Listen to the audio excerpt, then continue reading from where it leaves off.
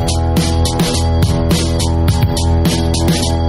right, so we're here talking about the re-release of Supergirl 1984. Can we just start off by maybe having you share some of your memories or experiences portraying this character of Jimmy Olsen? You know, obviously in the Superman films, but of course dealing with the Supergirl film.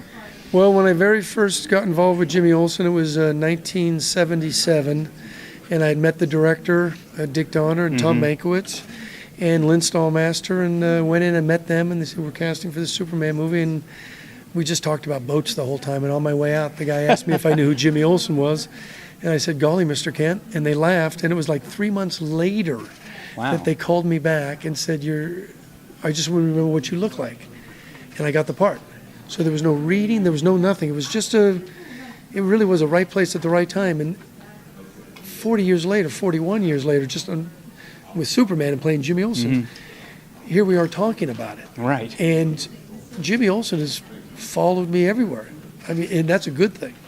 You know, there's some characters that follow you that maybe it's not such a good thing. Sure. But being Jimmy Olsen it's just golden. It's bingo.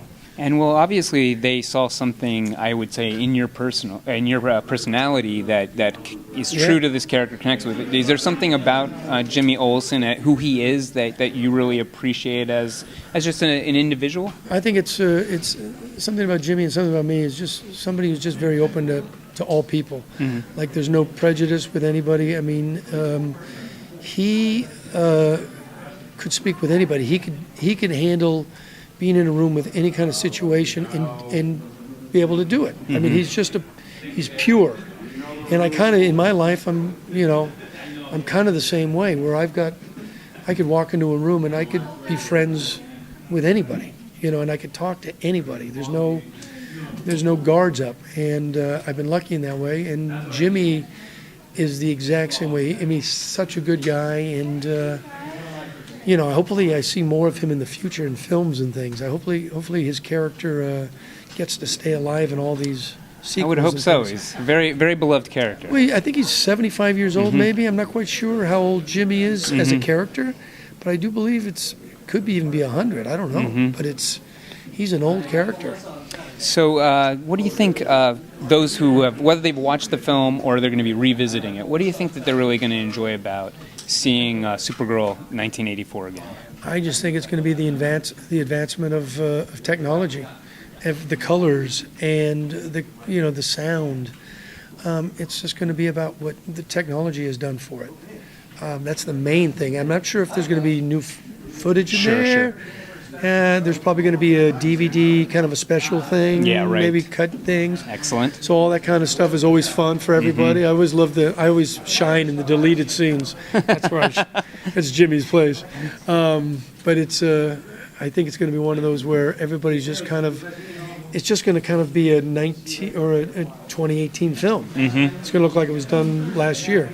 Excellent. Which is interesting because I remember the footage from the original. It was a kind of a film, and it had that dated quality. Sure. And I think at this point, it's going to look like it was done yesterday, which I think is very cool. That's so cool. We can't wait to check it out. Watch Helen fly again. Well, let me just wrap up by asking you: do you have any reactions or thoughts on how mainstream superhero films have become these days? I mean, it was such a sort of a small kernel we would get every so often back in the 80s and so on. But now there's one every couple months. What do you think about it? I learned that the Comic-Con started in 1970 right here in San Diego. Yeah. And it was just comic book writers. Yeah. And the studios, I remember, and we would come here for the Superman films, in the late 70s and stuff. And the comic book writers really weren't given the respect. They're just studios. Sure. Studios didn't give them. They just thought they were comic book guys. Right. And now the comic book guys are the gold boys. They're golden. Because they're the storytellers. They can do. They could just tell stories. And it's so interesting of how far this has come. For comic book writers. Sure. I mean, they own the landscape now. And if what I've been saying, I heard somebody do a speech last night. It was just in life, get out of bed, make a difference.